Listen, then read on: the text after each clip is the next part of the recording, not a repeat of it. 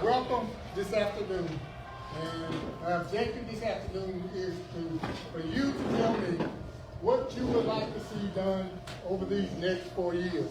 Because I'm here to represent you to ensure that whatever you would like to see done. Now, first of all, let me say this to you. We don't have a whole lot of money. But those things that we can get done, we hope to be able to get those done over the next 4 years. This afternoon, I'd like to thank the mayor for being here, city manager, Mr. Freed, our public works director, Mr. Arnett, Councilman Moss, Councilman Downey, and am I missing someone? Someone else? Mr. Burris, he's here. So this afternoon, I just want to be able to hear what you want me to be able to do for you over these next 4 years. But before we go any further, let us pray. Eternal God, our Father, we come now in the name of our Son Jesus to say thank you for this day. Thank you, Lord, for this fellowship one with another. Lord, bless our coming tonight, Heavenly Father. Bless these your children, Heavenly Father, because they belong to you. Lord, we just servant one to another, Heavenly Father. And Lord, help us to be able to do that which is pleasing unto you, Heavenly Father. Bless our city, Heavenly Father. Bless this country, bless this world, Heavenly Father. Keep us in your care if it be thy will. For these blessings we ask in the name of your Son, Jesus. Amen and thank God. Amen. A few things before I start taking, Miss Mary, I'm going to have to fire Jerry. He's supposed to be here at 5 a.m. now. Once they start telling me the things that they want. Now, one of the things, South Highland Community Center, we have to start utilizing the centers, ladies and gentlemen. Because if we do not utilize the center, you know what's going to happen. So whether you have a meeting, whether you have a gathering, we have to start utilizing the center because there's no need for the building to be sitting here vacant and we're not utilizing with air, power that's actually being used. So please, sir, please, ma'am, consider using the South Highland Multi-Purpose Center for the purpose of your meetings or whatever gathering you do in order that this center can actually stay open. Because if it doesn't, it actually may wind up, or what may very well happen is, in order to use the center, you're going to have to wind up making an appointment because there's no need of having a person sitting here and no one's here actually utilizing the center. So please, sir, please, ma'am, do that.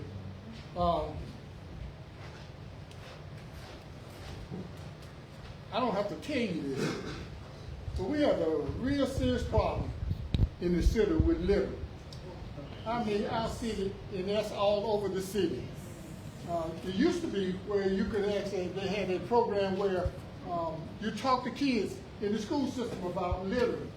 I don't know whether they do that or not. We're going to have to do something in order to ensure that our city stays clean, get cleaned up and stay clean. Because when we have people who come to visit, and the first thing they see is litter when they come through the city, would you want to come? No. So we would. And a friend of mine said, well, I thought about when you go south, there are people like me, senior citizens. They have to have something to do every day. They got a little go-kart. They go all down 21, all over the city, and that's what they do in order for them to get it. I talked to my friend about that. He said, well, why don't you see if you can get people in the community to volunteer to clean up and to be able to get the city looking a lot better than the way it actually is. Because right now, we have a lot of litter within the city. I know you have an issue with animal control. And that's partly our problem. And I say our problem because we got young people, more especially vicious dogs that they have in a lot of cases, think it's nice to have these animals. And then when they can no longer take care of them, what do? They turn them out to the city. They mate with other dogs, and then you have a number of vicious dogs out there threatening the community and the city. So right now we're working on that. We have slots where beforehand we did not have slots. in order for to pick up animals. But in order for an animal to be picked up, first of all, they have to be vicious. They have to be aggressive towards someone in order to do that. But what we want, in order to be able to prevent that, is that if you cannot, let's try to say to you, young people, if you cannot afford to take care of the animal, you don't adopt the animal. I think that's the best policy in order to be able to do that.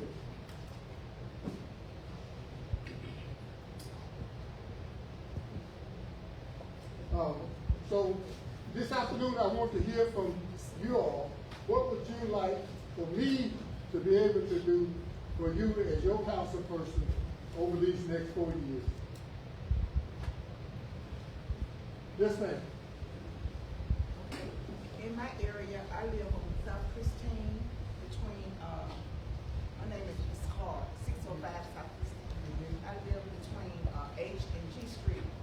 And that area, even going up G Street up to Smith, it is extremely dark. We need to see back some lighting. Now, other places in South Anniston is not quite, we got some black spots. It's real dark, especially from H Street to right there on the corner of G and Christine. It's dark. You know? The street is dark, and the other for that is the girl that used to live across the street. She had a light, and she paid for it. And what she did was when she moved, they discontinued her service, that light went out. So that I don't know if the city owned that light or Alabama Power owned it, but she was paying the 25, yeah, across the street from Mama's, yeah. If it's actually on the individual property, then that person actually, as you probably said, that person paid for it, and it's actually not on city right away. But one of the things that we really, we've already talked about is lighting within the city. Trying to make sure that all areas are illuminated, because that in itself prevents a lot of bad things that actually happen in the city. We can wind up doing that. Yes, ma'am.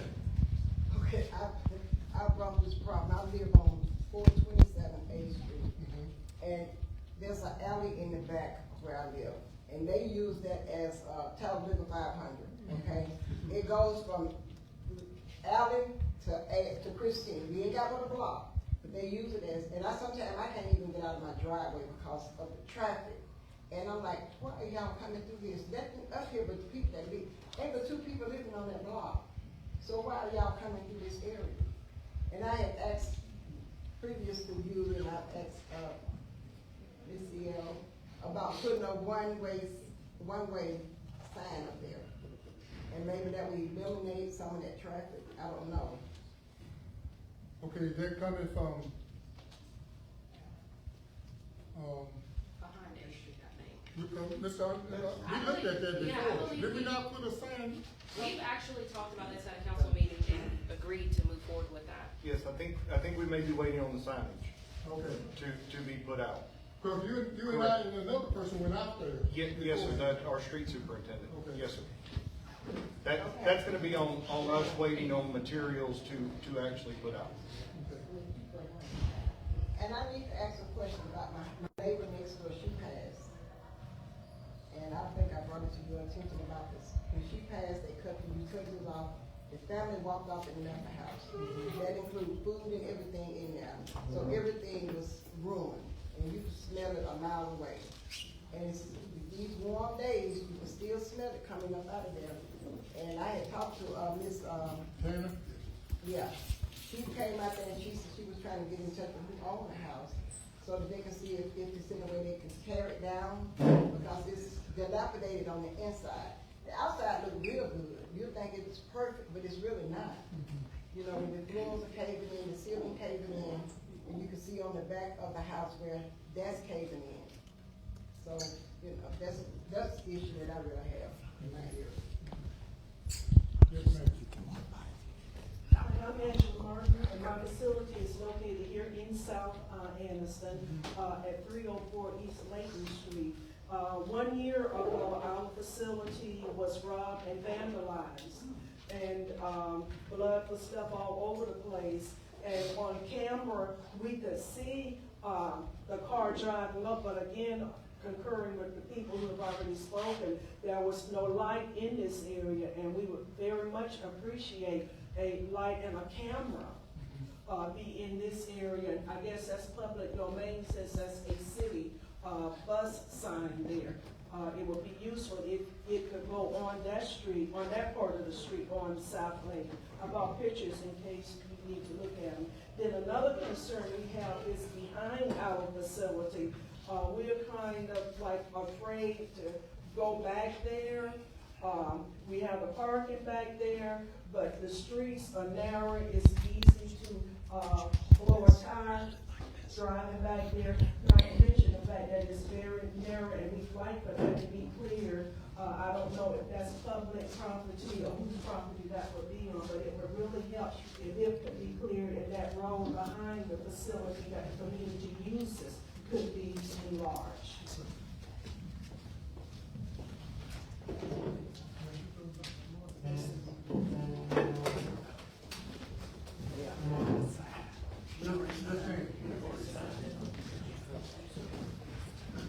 I have three things that I can talk about. I live at 304 South Christian Avenue, just half a block down. Next to my house is the old apartment. They've been there for years. In the area where I live, that's the dumping ground. Nobody has cleaned that up in over a year. It's just stuff sitting out there. But the apartment, they just stay. The next thing, my pastor, which is Reverend Fletcher, James Chapel, is on 8th Street. He simply wanted to know why can't the city straighten up, clean up the lot across in front of the church? And the third thing, why can't y'all clean up in front of the center? Coming up, can you not see all of that over there? This, you said how dirty it is, nobody's cleaning it up.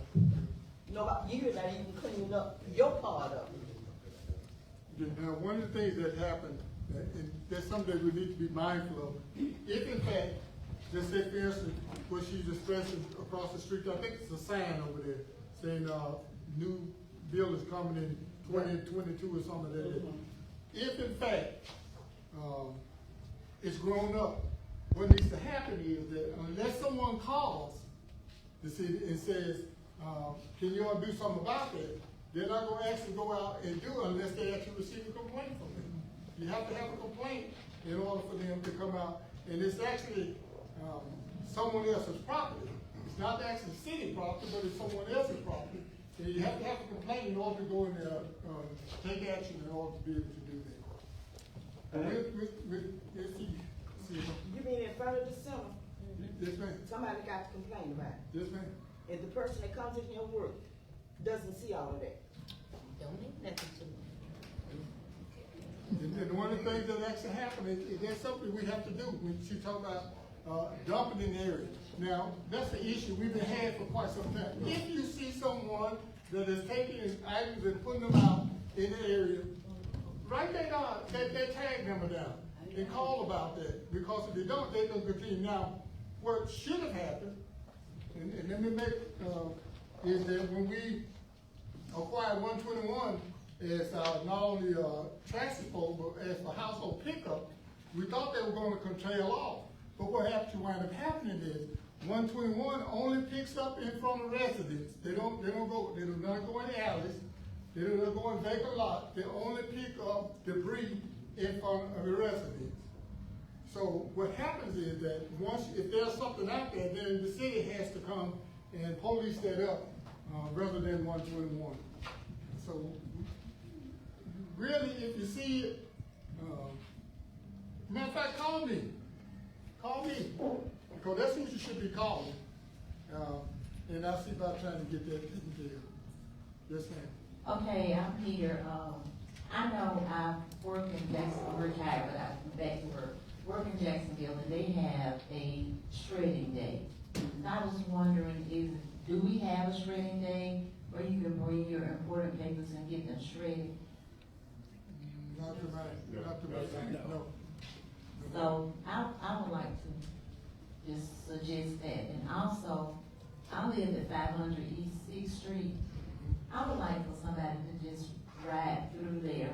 I don't wanna complain, cause I don't wanna be forced to move, but there is a hole that has water and it's been there almost 2 years. I assume this is private property, but if somebody could ride through there and maybe say something, maybe they would fix it. It's got so bad now that your car just dropped down in there. That's just something I would ask, without saying my name, so I don't want any retaliation.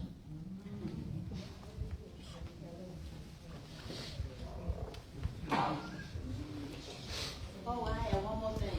Thank you, whoever, I've lived there 7 years, and today, they clean the curb.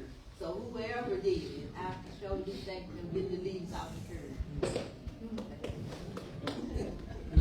I was gonna sit over here quiet, but since Ms. White, brought that situation up, particularly about cleaning up in front of the center, well, I live just in the, next block between D and, Easter. And, it used to be a time where the city would, take care of the right-of-way coming down, Allen, adjacent to Volunteers, and then they would also take care of the right-of-way coming down East Street, right on the side of that vacant lot there.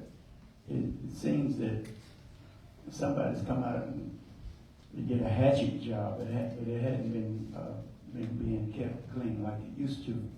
Now, taking into consideration that, there's a lot of bamboo that has grown down the hill through that way, and on my side. Now, when I first moved back there, I took it upon my own expense to get rid of the bamboo on my lots, because it's a hassle to handle bamboo, and I've had to learn over the years how to handle it. But considering the fact that the construction that's going in by the Anniston Housing Authority, and that construction has caused problems with the water runoff, the bamboo has gotten totally out of hand and is overgrowing on all sides of that area. Now, according to, as far as I know, the couple of lots that belong to someone else behind me that the Anniston Housing Authority purchased. And I'm the only other entity there that's a private entity.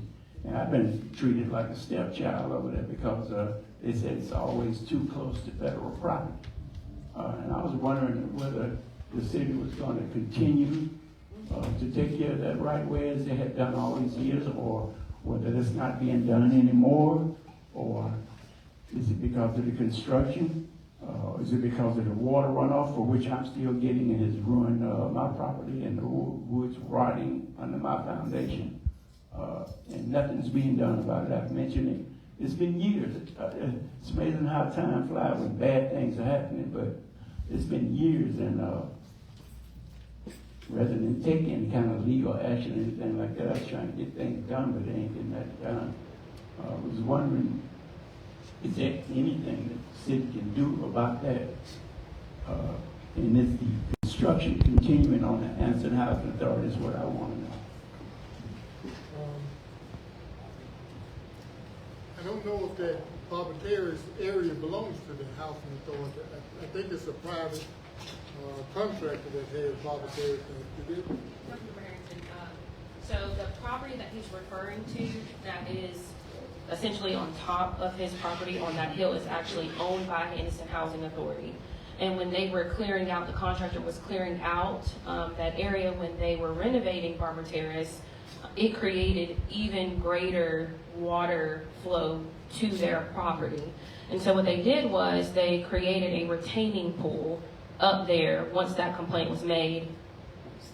That retaining pool has not been effective by what he's saying. And so we are probably, this was brought up to Anniston Housing Authority for that property that they were on. It was brought up to them a couple of times. They have had 2 new directors now, so I think we probably need to bring that up, and I'll let you know about that history too. At least they used to cut the grass along the right of way going down Allen and up D Street. Does the city still do that? Sir, I'll make sure that gets looked at from my angle, from my department, and see what has been done or what's been holding it up or whatever. But I'll make sure that I report back to Mr. Harrington on that. Yes, sir. I live there on 60th Street. And they fixed some new houses. We went to a meeting, up there in City Weeks, and they built houses back there behind them. And the guy, people that think it's good pay, management, own the house back there. Anyway, they told us that they're gonna keep all that property back there clean up. Okay. Only thing they cut is right there by the driveway. The entryway, when they come up in there, they keep a little bit back, probably about 10 foot off the street cut. But behind the house next door to me, they ain't never cut that behind the fence. And that reserve back there where they got where the water runs, they ain't never cut that. That been overgrown, back there behind the house, it's overgrown. But they promised to keep all that stuff cut. They ain't never cut it one time. They only cut it behind her house, probably about 6 foot behind the fence. After that, they probably, been back there for about 20 years. They ain't never come out. And they told us that they gonna do the maintenance, they gonna keep a high profit up there. They did it for a little while. Now people gotta keep their own yard, which I don't think that's fair, because they told us at that meeting, but we had a problem with that. They told us at that meeting, that they gonna keep all that profit back there, maintain it. And they maintained it for a little while, now people back there, they have it. They run to sell it. I said, I don't know, they own that property back there, at the city, but it's overgrown. So if I still, it's overgrown, all the way back to that fence, and especially on my property. But I don't let it overgrown. I kill it. Because the stuff is clear, you really ain't too much got to worry about snakes and stuff coming out, as long as it's clean back there. But I keep it clean back there for me, so I don't want to see no snake. Over time, I've been down there about 6 years, I ain't seen the one. But lady next door, those who grown, there's snakes back there, so they have problems with rats, and all that stuff. So I don't know who own that property, because they go, they never could. You see my different, really, I think that, yeah. We go to that meeting, they promised to keep all that stuff clean back there. And it took a while for them to keep that side, clean that side of the road for a while. But they ain't never come back there. They ain't never come back there. I keep it clean. But the neighbor next door, it's the whole road like that. They could, one time, that's all they could. After that, ain't just, so like they the reservoir, like I said, they went on the road out. They want to keep, anytime the water runs, that's what they're clean. The water can go through there. When the drain back there, it's overflowing. I don't know how the water goes through there. They never, they just crash it up.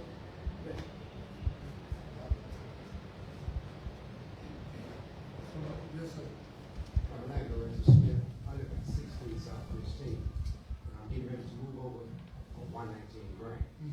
Okay, the problem I have is when it rains hard and coming off of C Street, turn, sharp turn. It's gonna come down to me first.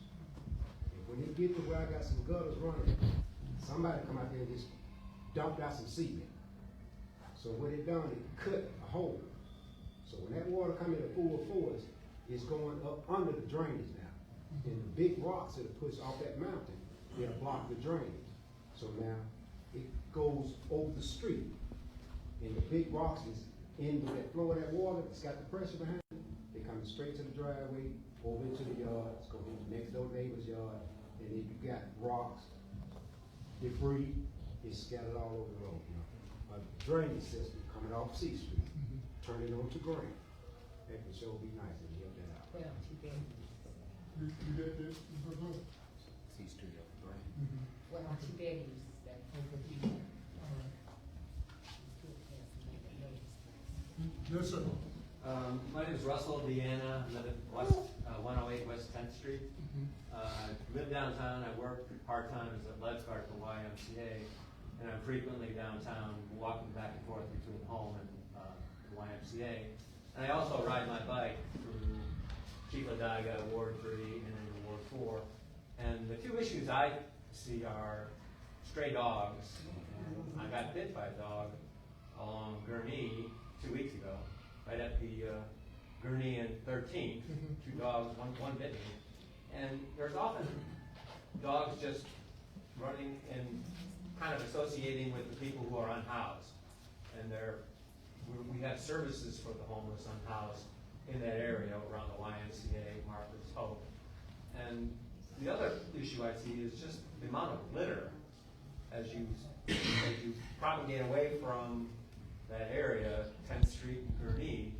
It gets better, but in that Zinn Park area, I don't know if we just need more community pride to say that littering is not acceptable, or if we need more waste containers, but something. We shouldn't have that much litter downtown. You're right.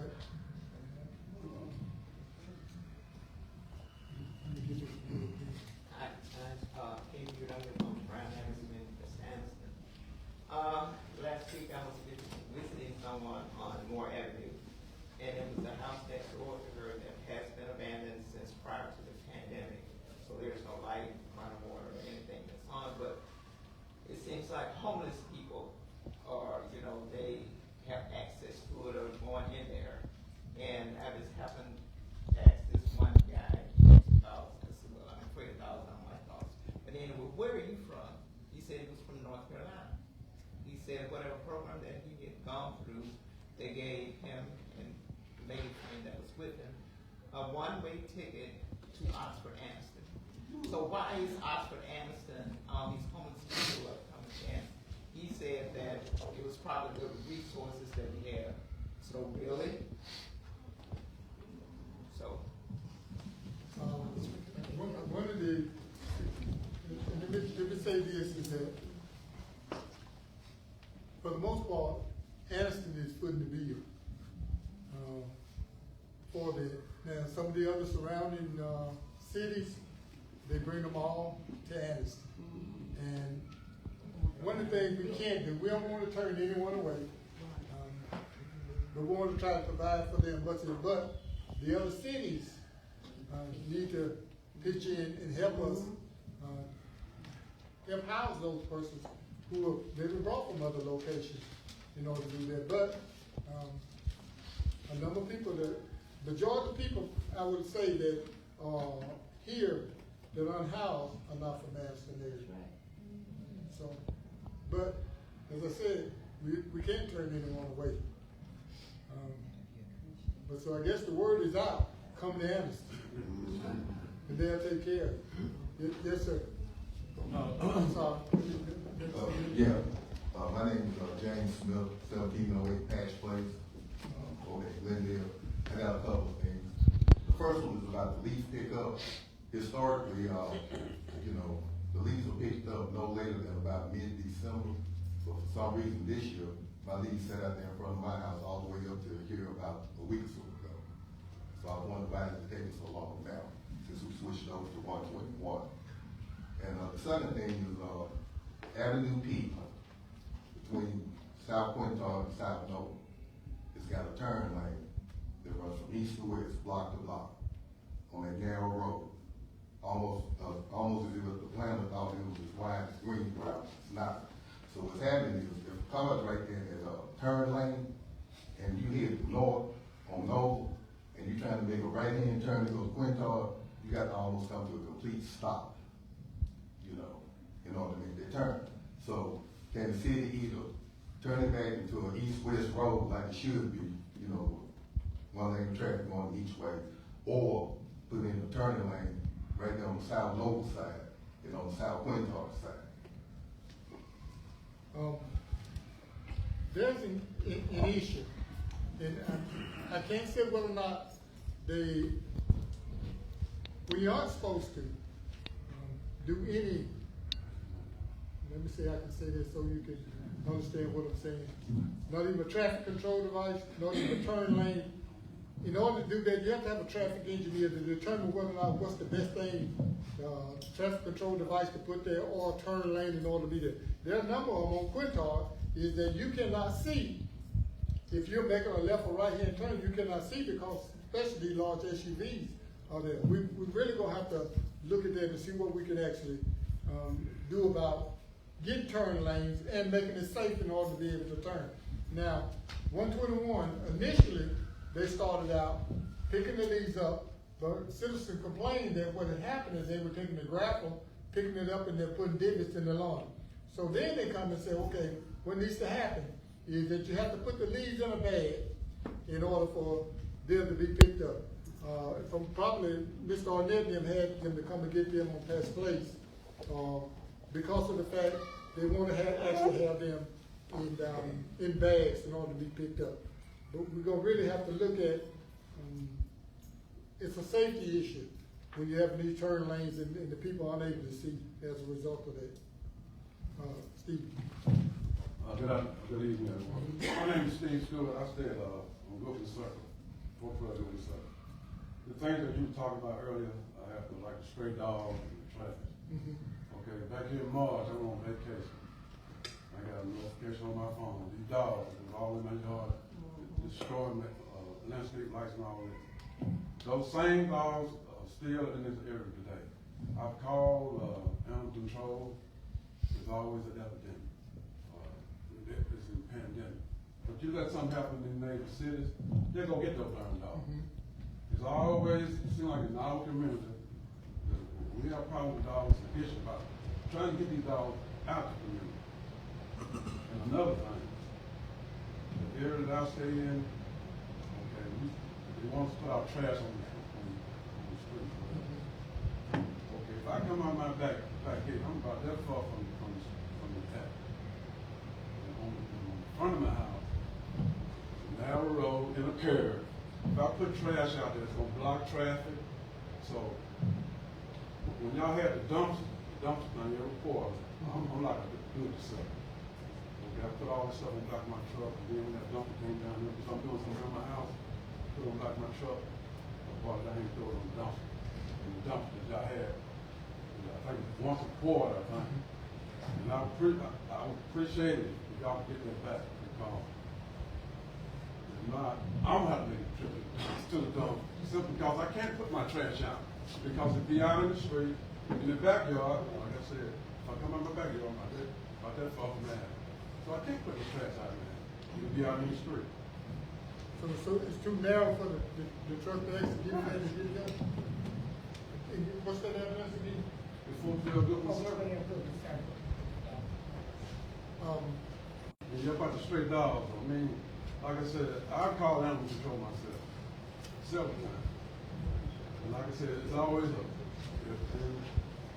dog in quarantine. But like I said, you let something happen in the neighborhood city, they're gonna go get those animals. Hey, Mr. Can I address that? I'm happy to announce that I think it was last week, I signed paperwork. We are hiring a second animal control officer. So we will have more staff. The part on the issue that we had, everybody probably saw about 6 months ago, the county shelter, which is what we utilize, had the epidemic there and they had to put the animals down. They have since moved over to McClellan. And originally we had 10 slots for the city, and that has now been up to 20 slots for the city. So now we are at the stage where it does not actually have to be an aggressive dog. We're trying to do a more, I'd say a sector approach where we're having to, go through, there's so many dogs out there. We've looked at different things. We looked at what they call snip and release, where if it's a non-aggressive animal, offering free spading and neutering services for individuals, so it'll stop the population growth. So we're looking at some new things to help with this. We were so far behind, we're having to get caught up. And like I said, we got a second animal control officer that should be starting hopefully in the next couple of weeks. So that doubles our force, and we also doubled the number of kennels we have to put the animals in. So hopefully by the next time Mr. Harrington has his next meeting, you'll see an improvement in the animal control. But I think it is also important to note that with the amount of animals that are out there, even with the spaces that we are allotted, it's not going to get every animal off the street. Right. So we have, at the end of 2025, we had 10 kennels that were available to us. Now, depending on the type of animal, one could go to a kennel, or you could have more than one in a kennel. So I can't really say that's only for 10 animals. It's just dependent on a case-by-case basis. The beginning of the year, I agree. But the city of Anniston, I want to make it clear, the city of Anniston, out of all the municipalities, maintains a larger percentage of the county shelter than any other municipality. So they are picking up our animals at a higher rate than they are based off the numbers that we are receiving, whether that be within the city limits and in the police jurisdiction. So we were able, while it's short term and it doesn't fix the issue, we were able to come to a deal where we're able to double the amount of kennels that we have had historically. So it's a start. It doesn't solve it completely 100%, but I did want to let guys know that that's something that we were able to do more so recently in the last couple of months. Yes, ma'am. Yes, I just want to report, I don't live in Ward 3, but I live in Ward 2. But I came to this meeting because I want to compare what is going on in my community here. And the same thing, it sounds like the same meeting. But let me also say, I feel like I'm being held hostage in my community by these dogs. We can't walk or anything over there. But I will say, since we had our meeting in Ward 2, that I'm seeing some movement in terms of animal control. Yes, ma'am. I will say I saw the truck quite a few times, but I will report I didn't see any dogs in there, but maybe they were. But the point is, I had not seen it before we had that meeting. So I noticed last week it came through, and of course I was looking to see if I saw any dogs in there, and they may have been, but I didn't see any. But I have seen some movement in that direction. But we are having that problem in Georgia. Yes, ma'am. Yeah, so I wanted to refer back to what you opened up with, which was the use of the center and also a community cleanup. And I had a question / idea. So with the other community centers like Carver and also Wiggins, I know they run summer camp programs for kids. And our kids in our community are having to be transported all the way across the city, which I'm sure many don't even have transportation to get over there. So I wanted to ask, what can we do or what can be done to bring some of those resources to our side of the town as well? Because again, we do have kids right out here. We got Barbara Terrace, and they run back and forth to the park all the time on the street. And I have to tell them to be careful of the cars and all the other things. And if this is not getting used, then at least in the summertime, having the kids somewhere safe to come so that their parents don't have to worry about having to drop them off all the way over there in Norwood at the Boys and Girls Club or at Wiggins and going to work. They can just come down to the center. And then the other one that I wanted to discuss was the community cleanup. We have a church on every block in our city, pretty much, and at least down here as well.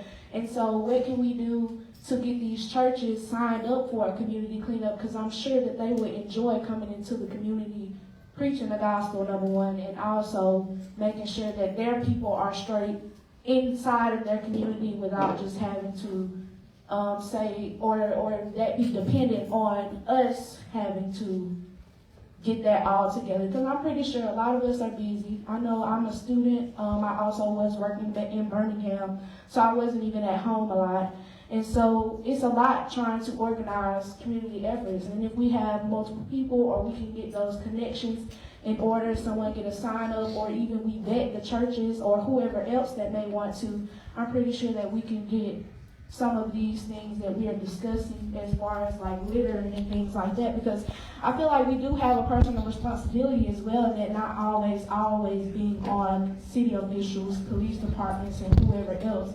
If we see it, pick it up, yes, but also it can become overwhelming. And then we also have elderly people in our community, so I'm not expecting them to get outside their houses and sweep everybody's curbs and sidewalks up. But those were just a few things that I wanted to say. So we actually do organize some community cleanups, and we would love the churches to get on board. Goodness gracious. So some may not know, there's a award the governor gives out called the Don Hines Memorial Award, and it's for the best litter picking up entity in the entire state of Alabama. Anniston got that in 2022. Now, granted, we walked up there and she said, no one from this town's been up here in a long time, but it doesn't mean we can't get back there. So we are off every January and February because of the temperatures, but starting back in March, we're totally open to suggestions. And if you just let Mr. Harrington know or the mayor know, we'll get it organized. And especially any feedback on where the churches are, we'd be happy to come and bring them the flyers and let them know and all that too. So, because we love doing that. Can I say something about the children? The YMCA has a summer program for children. Now, that may not be close enough to what you. I think that our issue is that our children can't afford to go to the Y. So if we have a free program, in our community, then that would be even better, because also not only are we worried about can they afford to go to the Y, there's nothing wrong with the Y, a lot of children do go, but also they have no transportation, and if the Y isn't going to afford them transportation, then how are they going to get there? Because a lot of the times I know that they are hitching rides to go all the way across the city with their friends because their mamas is at work. Yes, sir. Ma'am, let me raise your partial question. We have discussed, we do have some daycare programs at Carver, Wiggins, and at Linlock. And we have discussed with my director here. We do plan to start a summer daycare program this summer. I will tell you right now, to offer it as a free program, that's a little bit difficult because we do have to hire staff to do that. A lot of it is numbers driven, but we do plan to offer a summer daycare program this summer, starting here at South Highland. What are the facilities and the dates? I'm sorry? Have you concreted that? Our summer day camps run Mondays through Fridays, 7:30 a.m. to 7 a.m. to 5:30 p.m. Monday through Friday. We're only closed for major holidays, and that's normally 4th of July during our 10-week summer program. Start date? Start date for our summer day camp program starts the day after Memorial Day and runs through the Friday prior to school beginning, which is a 10-week program. Which centers? Carver Community Center, Wiggins Community Center, Hodges Community Center, and we hope to have enough that will start a program here this summer as well. Yes, ma'am. I wanted to ask about the swimming pool. Why is the swimming pool so high in this area for our kids? Some of them just cannot afford. I could probably answer that, Mr. Harrington. When we talk about the fees for swimming, our fees are basically lower than just about any of the others. We just, again, it's one of those situations where we cannot offer it for free. There are some programs and some other organizations and agencies that offer free swim day programs that we would like our kids to take advantage of. But the fees that we have are pretty much nominal for our area. Jacksonville actually charges a little bit more than we do for our swimming. I think it's $3 for ages 12 and up. Yes, ma'am. Are you asking, could they be open longer or stay open longer? Is that a concern? It is. You open at 1 and close at 5. No, what we do, we operate where our summer day camps swim 2 days a week, and they're required to use our swimming pool. They normally swim from 9:30 a.m. to 11:30, 11:45. Then the guards get a break. They close down and get a lunch break, and they open back up at 1. Now, from 1 until 5 is the hours that they're operating. We can actually probably extend that if need be, simply for the time frame that we have extended daylight hours. I can look at that and we can probably make that call. Okay? Question. How many swimming pools do you have open in the city? Currently, right now, we have the one outdoor swimming pool that's open. And the reason for Carver Community Center swimming pool, which is the only other outside pool, the numbers did not justify. Cooper Homes closed down, and the participation just did not justify us opening up those two, because as you all may not know, there is a lifeguard shortage, and it has been for the last 8 to 10 years across the nation. And that's one of the issues that we have, trying to secure lifeguards in order to make sure that our swimmers are safe. Okay? Water filtration system still operating? Everything's still operating properly. Different. Okay, I stay on Constantine Avenue. Okay. I'm at the age that I don't want to be party at 3 in the morning. Partying, music, running up and down the street, 100 miles an hour. Where I stay, there's a 4-way stop sign. I can sit on my porch on a daily basis and tell you how many people stop at that stop sign. Then there's dogs everywhere also. My house has been shot up twice since I've been there. Nothing's been done. Fine and dandy. I do what I can on my own. Now, the new garbage situation is a hot mess. I'm sorry. I've hawked that truck down so many times till it makes no sense. My leaves, my limbs, and all are still sitting for the past 2 months. They tell me, well, we're going to get which spoon and which, I do that, and it's still sitting. I don't put it in the front because I park in the front, but it's on the side of my yard where it has sat for 20-some years. Anniston picked it up, but this new company, I don't know what, maybe it's still new, and maybe I need to give them another 6 months, but the pile is still sitting there. What's the address? 1201 Constantine Avenue. I stay like 4 blocks from the project. But those young guys with those cars is ridiculous. 2 and 3 in the morning, waking people up. It makes no sense. Then 4-wheelers come through every other day. 4-wheelers with kids on the 4-wheelers. Not grown people, it's kids on the 4-wheelers. It makes no, somebody's gonna get killed right on that corner.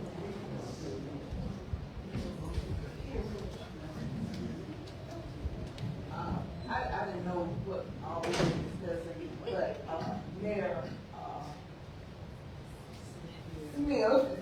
Smith, I had already spoken to her, so she said she was going to get with you, since you were talking about the abandoned houses. I got a bad situation, and she said she turned over to Mr. Temp. Yes, so there's a house beside her property, that is now, it's private property, it is owned by an individual, that Tina has been working with to, my pearls are falling off, to bring it up to code. It is something that she is actively working on, and I will get with, Mr. Free and Tanya to get an update on that, by next week. Yes, sir. I have a question. How much does it cost for a speed bump?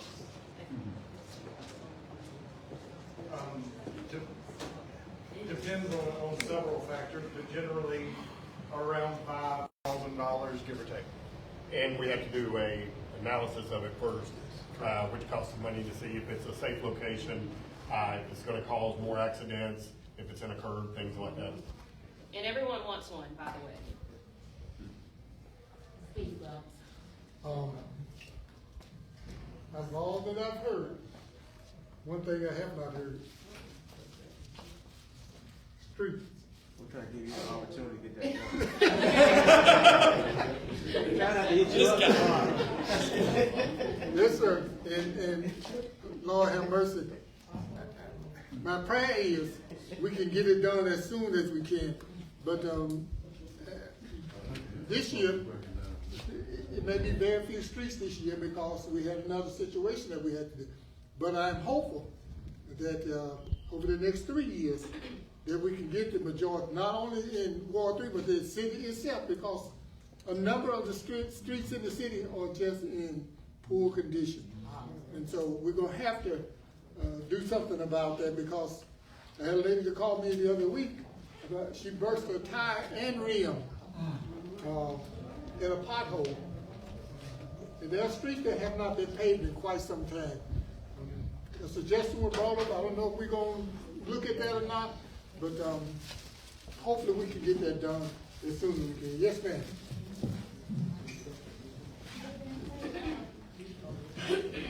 My name is Yvonne Scott, and I just moved back last year, and I lived in Georgia, lived in Florida, and I lived in New York.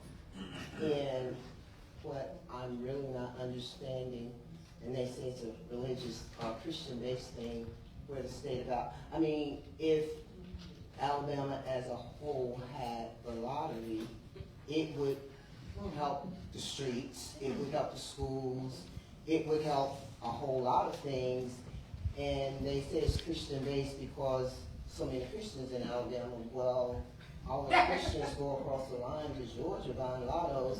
I work at Sam's at the fuel station, and every day of the week they're talking about going to get lottery tickets. So you'd rather your Christians go across the line and support another state and not do anything for the city as a whole, because I mean it helps schools. I mean, you know what it helps? It helps schools, it helps roadways, just everything. And it just sounds senseless, or I mean, I don't know, but it sounds senseless to me.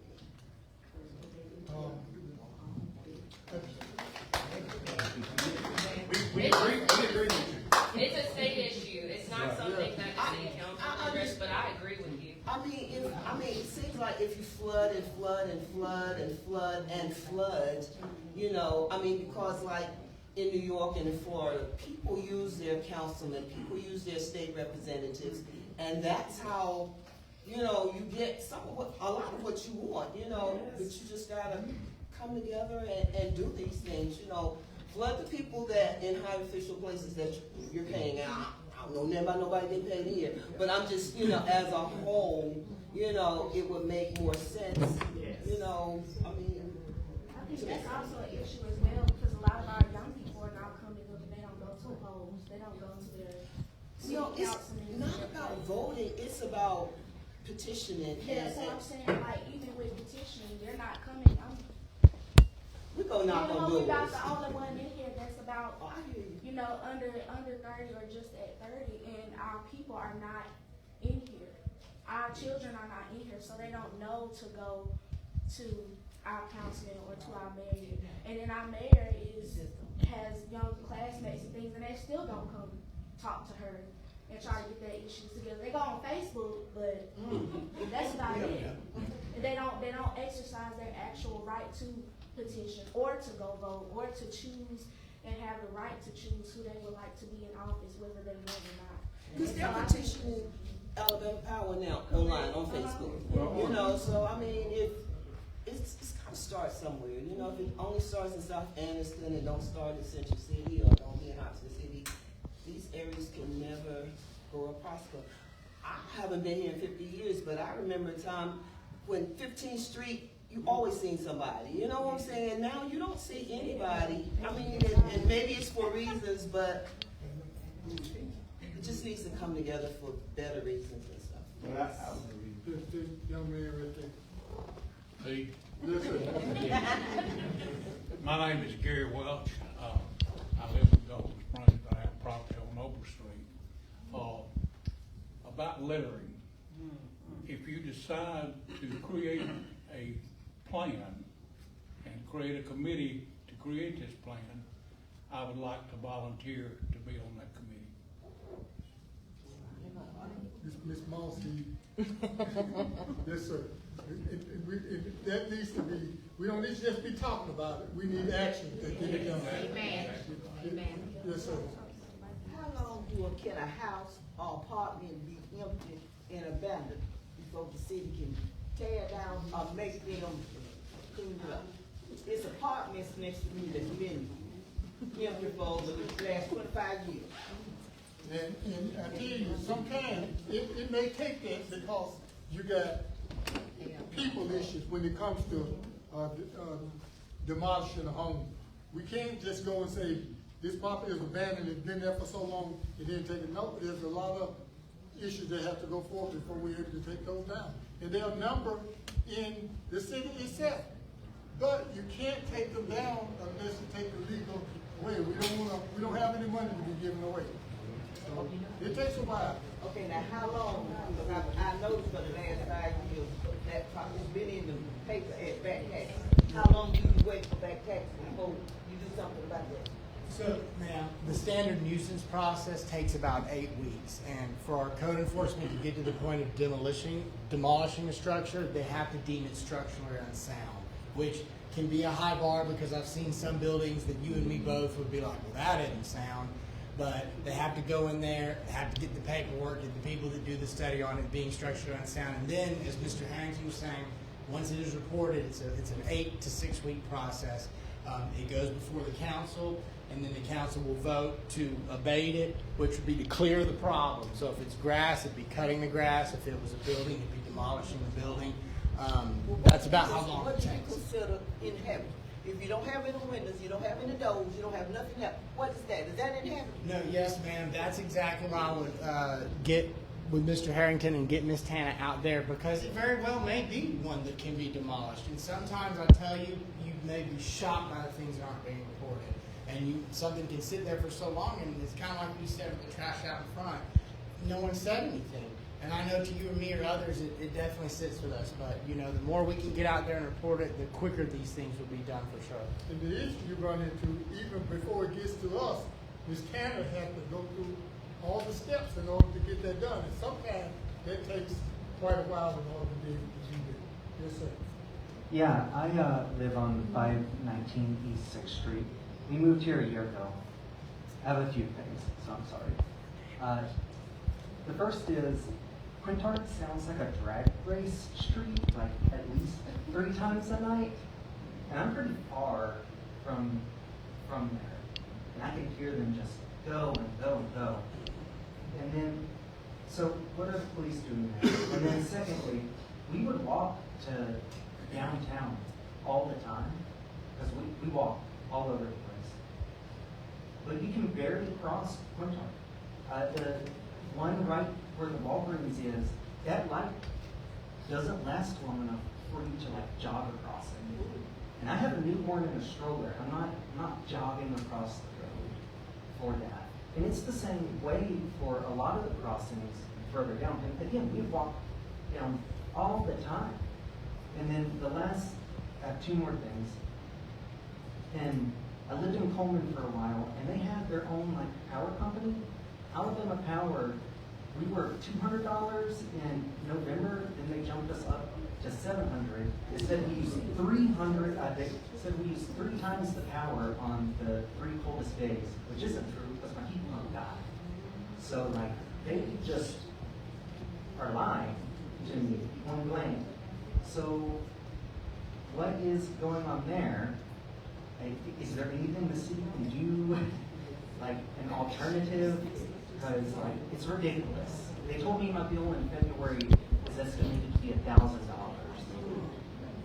and we're keeping it at like 50 on the downstairs, and we're living upstairs, which is gas. And well, the public service regulates Alabama Power. And you probably already know how that is. Yeah. So I think Alabama is one of 3 of the highest states to give for electricity. What's the thing about taking a right away to vote for the positions for that? I saw that today. Yep. Is there any pressure that the city can give whatsoever? Because it's immoral, just period. And then finally, my last thing is, I lived in Huntsville for a little bit. They have a system for reporting. A lot of this sounds like there isn't, things aren't being reported. It's literally just an app. You could like type in and be like, there's a pothole here. It was super useful. Can I? Do you have that? Yeah. Can I address that? So we do have we do have systems in place. If you go to our website, the City of Anniston website, you can actually report any of the things that you've reported here tonight. You can report it on the website. It goes directly to Public Works. You can also call into the city. And we're using a new system now that we put in place called iWorks. So when you call in, it is actually put in as a work order, and it is tracked from the time you put it in until we close it out. So what we've done is to ensure that, it's brought into the system, it's directed to the right person to address the issue, and then it's closed out. And I can run reports on that and provide it to the council members, things of that nature for that. But it is on the website, very user-friendly. We don't have the app yet. We're looking at doing that, but it is on the website where you can go in, and you can go to any of the community centers, and they have computers and everything, where if somebody does not have online access, they can do that, and then you can still call in, and it puts it into the iWork system. And for his Quintard question, we did just receive a grant from the state of Alabama for 10th and 11th Street, which is going to ensure that Quintard is more pedestrian friendly. So that's something we recently just received. And that is a state highway, so we Yeah, do have that. we can't regulate on Quintard, because the state has to do that. However, the reporting can be said to them, hey, you need to extend the time frame for crossing the street, from one side of the street to the other for pedestrians on there. And give me just a second. You see all that gray stuff up there? I don't know nothing about the app. Young people, they can do that, so that, the good thing, Mr. Fruit, they have that, you call and they'll track it. Yeah, but sir, with the stoplight as well, you go to the website, you put that complaint in about the timing on Quintard, and I'll have my department go out and evaluate it. A lot of those Many crossings- times, many times, it's not an issue we can control because ALDOT controls those time limits. They give us a standard. Well, even if So- there was a button midway, because that spot has a spot where you can stop. Yes. Median. If there was a button midway, I would split it into two. But like, I can barely jog it, and I run like every day. I'm completely with you, zero argument. But unless you get that to us, I can't send my people out there to look at it because it's nothing that we go by and we evaluate every day we go to each stop. We depend on you to let us know what's wrong. Let me get you this. I had a quick suggestion because I did think about our older population. They're not on the internet. I also thought about our citizens who have low literacy rates and low educational rates. So I wanted to ask you all, or give a suggestion per se of getting like these processes that we have with submitting complaints, potentially having a workshop or something of the sort online, or meeting people where they are, because you can say all of this and people are still not reported because they don't know where to find it, or they don't know how to submit it or even fill out the application. So something that is enhancing their literacy to be able to fight these issues as well. One of the things about that, if in fact you have that issue, I think most of you, if you give me, I have the card, and if you can't report it, call me, and when my son get off, I'll bring him over there. And we'll get it reported for you. Also, I do have my laptop, so if anyone does want to know how to do it, it's pretty quick. I can show you after this is over with. The mayor young. Let me get her again. Yes, ma'am. Okay, the homeless situation in Anniston. Since Anniston is a dumping ground, and it seems like we are, and I know it's overwhelming for the shelters. Where's the funding coming for the shelters, the homeless shelters in Anniston? Who's putting that? Is it private? Is it state, federal? That's one situation. That's one question. And the next one, and I'll leave it alone. If Anniston is going to be the dumping grounds for, sometimes you take lemon and make lemonade out of it, maybe the city of Anniston can get their funding, maybe they can get federal funding to help out, maybe they can get state funding to help out, to help the shelters and things, to make it a big issue, to make it an outside issue, and maybe cities will, because where there's money, they'll start trying to pull the stuff in themselves, whether they use it on their homeless or not. So maybe that's an idea. Maybe that's something to think about. Can we get federal funding somewhere or state funding for it to help the homeless situation? Well, as I mentioned before, we're the biggest contributor, and I spoke to the director and asked him what may happen, but he said he has asked the city and the county for more money in order to provide for the homeless. But Martha's Hope now, where they are now, I really don't see them being able to continue the pace in which they're receiving people now and be able to house, because last month we went for a feeding and they had about, even though it was a little warm, it wasn't really that cold, there were about 10 or 12 people who they could not let in because they did not have room for them. So we're going to have to look at not only grants, but look at a facility that is going to be able to accommodate all who may come in order to do that. Well, do they still, out there at Carver Center, do they still let the homeless come in with this cold? No, ma'am, they all go to Martha's Hope. They go where? Martha's Hope. Hey, sir, can I chime in real fast too? Yes, sir. ADECA, which is, they received their funding from HUD, they did award the Martha's Hope or United Way $400,000 for operation. I think that was within the past 2 to 3 months. So they have been receiving federal funding this year through ADECA, through the state, but it is federal funding coming in. Yes, sir. Why Carver Center not open anymore? I'm sorry? Why Carver Center doesn't open anymore? Because of Martha Hope, they've been turned over to Martha's Hope for A lot of the same staff. Yeah. And the money that was going in was moved over. Let me chime in on that if you don't mind. Sir, Back years ago when the Carver Community Center was operating as a warming station / shelter, that's what you all know it of at that time. Well, since then, Marcus Hope has kind of evolved and become a shelter for the homeless, if you will, taking on all the responsibilities that what we used to do at Carver Center in trying to provide services for the homeless. So that's, now I will share this with you. Your question a few minutes ago was, can the homeless go to the community centers? Yes, the community centers are open. They're gladly can go to the centers and sit in and get warm and do whatever they want to. But as far as a housing spot for it, no, that's actually here strictly at Martha's Home. And we do But now support this them. center has never even participated. Well, and that is true. When we were operating as a shelter, Carver Community Center, because of its location and because of its facilities, that is how we were identified as the warming shelter for the city of Anniston, Carver Community Center. And it was in close proximity to all To the all nonprofit resources nonprofits. that were available. Correct. and what happens is that Martha Hope is more, have the capability more so than the city does in order to be able to provide the assistance that they need. Yes, ma'am.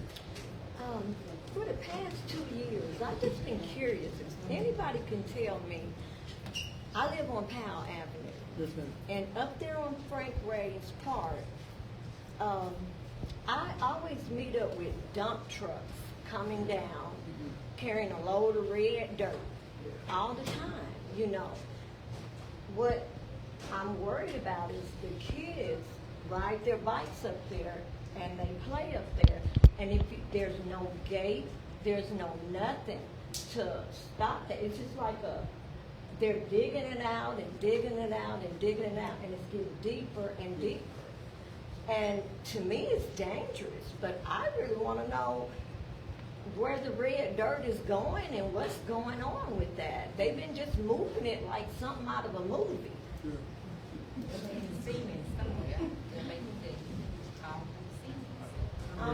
There's nothing right there to block the kids, but those dump trucks been coming up there for 2 years. Let me get her back on. Yes, ma'am. You gotta answer my question. Somebody need to answer. Oh, we don't know. You don't know, and you ma'am. find out, Yes, because I ma'am. mean, they're going towards Harvard, and they going, a few go towards Anniston, and these are empty and making a big old hole up there. Yes, And ma'am. I We'll don't want check and someone's see. child to See get where hurt. it's going. A lot of times that red dirt is usually sold or it's allocated out for home construction and foundation. And they're not putting a gate or anything right there to protect the kids. It's supposed to be regulated under construction rules and regulations by OSHA. It's like it's a secret to And me. if it's, if they're keeping the right, angles and they're not causing holes that are so deep and distances are kept, then they're under regulation. Okay. What's hard, why people say, Waffle House, Yes, ma'am. the tree line. If you turn in there by people, well, across the people say the network short walk, the Waffle House is there. You can't really see, because the tree line, I mean, it's supposed to be beautification, but isn't that really like accident? Staff. Mark 17 up to 18. That line of trees. Right, but it's like that, people say in the Waffle House, the tree, you gotta actually almost look out to see the traffic coming down to Quintard if you were going to the old Wind exit? So there are new, based off of, and I wish Branton Cole was here, who's our project engineer, because he could better explain this than I can. So don't quote me on this. I'll correct myself later if I get this wrong. So Quintard is in a state of evolving. We recently had to cut down, I think it was 7 trees because they have gotten to age. They were aged out and they were dying and decaying, and they pose a hazard and a threat to traffic. Due to these, and Mr. Arnett, correct me if I'm wrong, due to these new hazardous standards that ALDOT has given us, eventually over the next few years, we are going to see a decrease in the trees that are on Quintard. They will be replaced with bushes, smaller things to make it easier for people to drive. We're 3 years into the 5-year study of Quintard median, which is how we actually got the grant on 10th. Is where our landscape architect has already gone through and redesigned all of these medians and the right and left side, depending on north or south you're going. Quintard already designed what they're putting back, how they're putting it back, but these trees are at the end of their lifespan. Those trees have a 150-year lifespan. Those trees are theoretically dead or dying, right? We've already identified 13 hazards. They've been cut down. The rest of them are in a potential hazardous state within the next year or two. That's why the city has put forth their funds into planning for this to go on. Luckily, again, we had the council and the city manager, they got this grant for us that's going to facilitate the start of this revitalization of these medians. So that's going to go ahead, and you're going to see what it looks like from 10, and that's going to slowly grow down, and then we're going to grow into Main Street. It's going to be a real kind of holistic draw, to be honest with you, because we're using the same landscape architect. Okay, we get these two, and then it's mayor or the city manager has a comment. Yes, sir. So I understand, Mayor Sierra, when you as the city council person, you got together with the commissioner, right? They help with the roads? Commissioner Wilson, yes. Okay, so is the commissioner on board to help with the streets? Yes. You would not believe how much it costs to pave a street. That's the reason we're in the predicament we're in now, and the reason a number of streets have not. What we have to do is collaborate with the county, which is the better, I think we talked about that, is the better partner than the other cities. So what we're hoping for is collaborate with the county or with either Oxford or Jacksonville. When they have paving, it costs us less money if they already have the equipment there. They don't have to bring, but we're working in that direction. Yes, ma'am, young lady. Y'all was talking about Quintard, which I wasn't gonna talk about. But during the holiday, why can't y'all come all the way down with your decoration in the black neighborhood, heading down Quintard? We don't see anything. But just, I feel the way She asked about decoration.